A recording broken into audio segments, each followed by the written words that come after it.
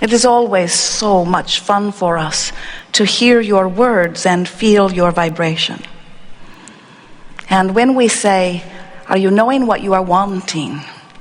We're talking about that expanded version of that which you are. Do you get that? In other words, you know what you don't want, and therefore you know what you do want. Is that the way it works? And don't you know more clearly what you do want when you are in the middle of something that you don't want? And so when we say, are you clear about what you want?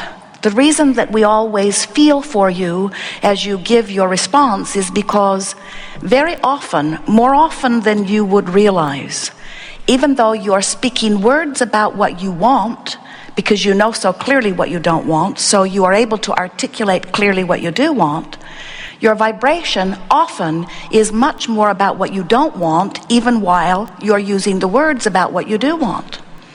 And so the words that we put to you are you knowing, do you know what you want? Meaning, are you a vibrational match to your desire? And often you are. There are many things that you are already living that you want to continue. And so just by observing those wonderful things, you keep the vibration of them going, and your point of attraction continues, and law of attraction responds to your vibrational offering, and so on and on the good goes. But if you are like most of our physical friends, you are offering most of your vibration by virtue of what you are giving your attention to the things that you are observing. In other words, when something good happens, you observe it and you offer a vibration about it.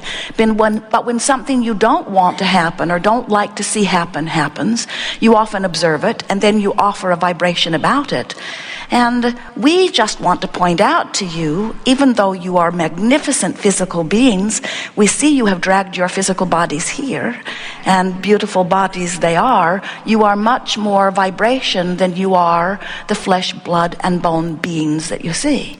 You are vibrational beings in a vibrational universe which is managed by a powerful law of attraction, which simply says whatever it is you are offering vibrationally is what's coming back to you. And so it is of value for you to figure out what you're offering vibrationally, and it is even of greater value for you to begin to offer it deliberately, because just observing and then offering a vibration causes most people to offer quite a cluttered vibration, and then they are a rather cluttered focal point, which means all kinds of things come to them without them having any reasonable sense of control of what's coming to them. And we want you, by the time you leave this gathering today, to have a reasonable sense of control about your experience. You are the creator of your own reality. And the reason that you are is because you offer a vibration endlessly, and law of attraction is responding to it. And so whatever you're putting out is what's coming back to you, exactly, perfectly replicated every single time. Sometimes people argue with that just a little bit. They say, I don't really think I'm the creator of my own reality because I would not have created this thing I do not want. And we say, you didn't do it because you wanted it. You created it because you gave your attention to it. Because law of attraction says that which is likened to itself is drawn. So you get what you think about, whether you want it or not. You get it because you're thinking about it. You get it because in thinking about it, you develop patterns of thought about it. So once you've begun offering a thought pretty consistently to the point that it's a chronic thought, in other words, it's what you think when that happens, it's what you think about that. When you begin to develop these chronic thoughts, that's really all a belief is, isn't it? Good definition for a belief. A belief is a chronic thought. It's just a thought that I think. And the reason that you're thinking the thought again and again and again is because it's easy to keep those thoughts going. Law of attraction makes it easy. It's much easier to continue to think the thoughts you've been thinking than it is to change the story a little bit. because law of attraction gives you plenty of things to think about that are like the things you've already been thinking about. But if you want to change the story, then you have to think about what you've been thinking about in a slightly different way, not in an entirely different way. Law of attraction won't let you go too far from where you've already been thinking. In other words, it's gradual morphing into the story of your life the way you would like it to be. You got to tell the story the way you want to live it. You cannot continue to tell the story the way that it is. Our physical friends will say, "Oh, Abraham, I want to be over there." And we'll say, "What's over there?" And they'll say, "I don't know. I've never been over there." And we say, "Well, why do you want to go over there?" And they'll say, "Because I don't like it over here." And as we try to get them to talk about what it might be like to be over there, most of them are not yet very good with those words because they've been practicing where they are. I don't have enough money, I don't have enough money, I don't have enough money, I don't have enough money, I don't have enough money, I don't have enough money, I don't have enough money, I don't have enough money, I don't have enough money. This could take a while. I don't have enough money, I don't have enough money, I don't have enough money, I don't have enough money, I don't have enough money. I don't know anybody has enough money, I don't know anybody has enough money, I don't have anybody. Except that guy over there. Probably inherited it. Probably deals drugs.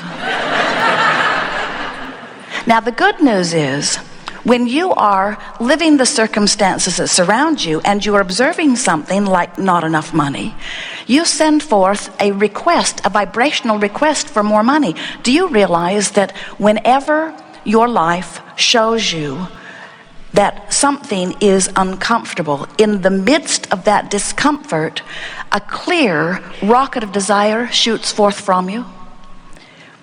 We want you to realize that you are so much more than the physical beings that you see here in these bodies. You were source energy before you got here, and many of you acknowledge that. And many of you acknowledge that you will be source energy again. In other words, you think in terms of being dead or alive, and now you're alive and later you'll be dead. And we want you to know that you're always alive and that there is always source energy streaming to you and through you. In other words, you're not only the physical being that you know. You are a physical being who is an extension of source energy.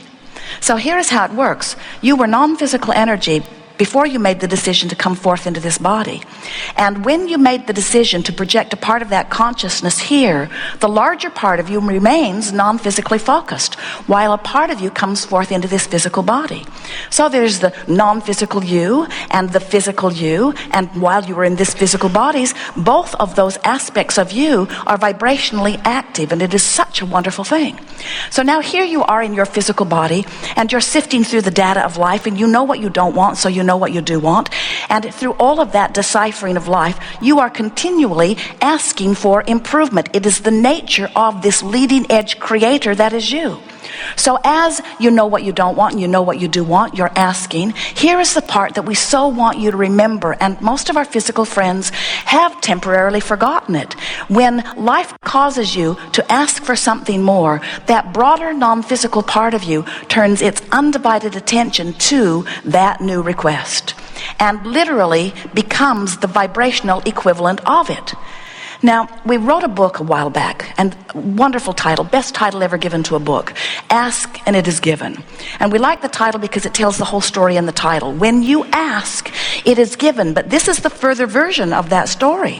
When life causes you to ask for more, it isn't just that it's lined up for you. It isn't just that circumstances and events are arranged for you to receive the full manifestation of what life has caused you to ask for. It is that the larger part of you has become the vibrational equivalent to each new amended desire that you offer, so that there is this evolved, expanded, source, eternal version of you that is in the process of constant becoming because of what you're living here in this physical form. So when that larger part of you becomes weller because you're sick, or more prosperous because you're experiencing the lack of something, or kinder because you were unkind, or clearer because you were confused. Are you getting the sense of this?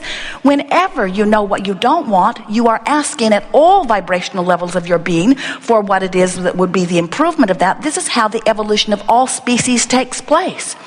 And so the non-physical part of you rides that rocket and becomes it. And here's the part we so want you to remember. Becomes it and holds the attention to it. And now, law of attraction begins to respond to that expanded version of you. You've been hearing about law of attraction, haven't you? And you're getting it, that what you think about begins to come to you. But we want you to understand that you have two vibrational vantage points going on within you. There is this source part of you that is always offering the vibration of well-being, always knowing your worthiness, always appreciating others, always expecting well-being, always giving its undivided attention, turn the other cheek to that which is wanted. But you, in your physical form, you might not be doing that. You might be beating the drum of what's bothering you. You might be, if you are like so many humans, you might be justifying the improvement that you want by pointing out how awkward or uncomfortable or how unpleasant the situation currently is.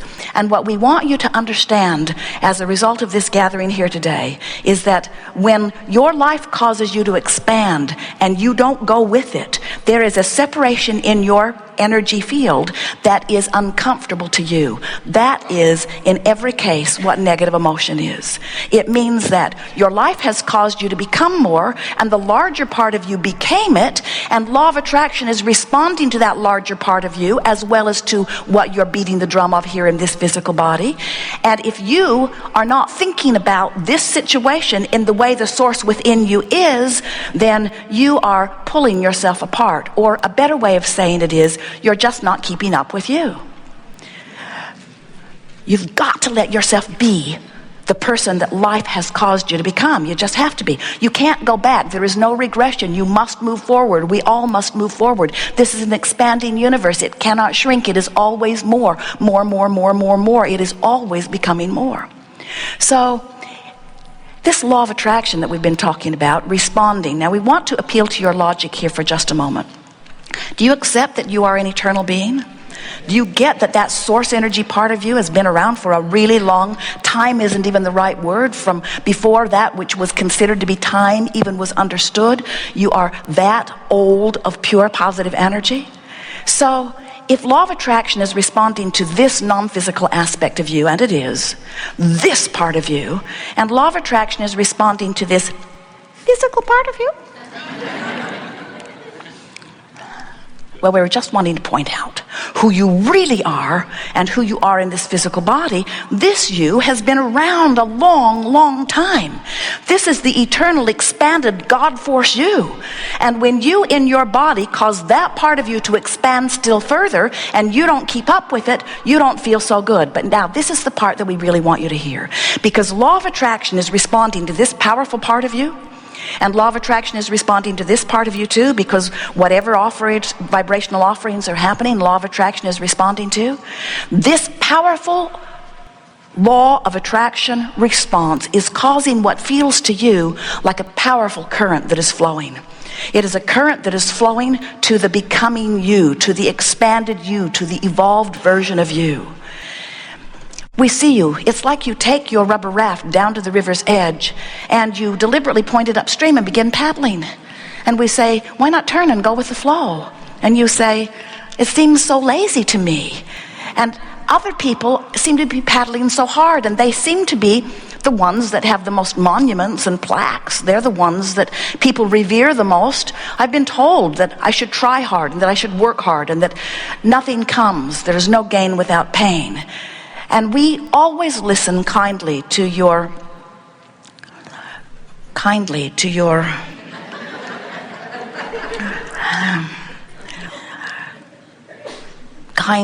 we always respond kindly to your ridiculous reasoning. As kind as we could be. Because we know that everything that you want is downstream. And the reason that we know that everything that you want is downstream is because we know how the stream is created. We know the genesis of that which is you. We know the intention that you held before you came into this body. We know how this body caused you to ask for more. And most of all, we know that in that asking, the larger part of you, the God force within you, has become it. And when you hold thoughts that are contrary to that which you have become, you literally hold yourself apart from who you are. And that, in every case, is what negative emotion is, every single time. Jerry and Esther went whitewater river rafting last summer, and it was such a wonderful day. And as they put their raft in the water, there were 6 friends that went together, and then several other rafts full of high school wrestlers. And as they put their rafts in the water, it did not occur to any